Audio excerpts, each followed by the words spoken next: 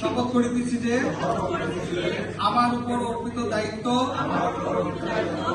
নিষ্ঠা ও সততার সহিত সম্পাদন করিব। কোন রকম রাগ, অনুরাগ বা বিরাগের বশবর্তী না হইয়া সম্পূর্ণ নিরপেক্ষভাবে সকল সদস্য তথা সমাজের সকলের প্রতি সমান আচরণ প্রদর্শন করিব। অ্যাপেক্সের সংবিধানের সকল ধারা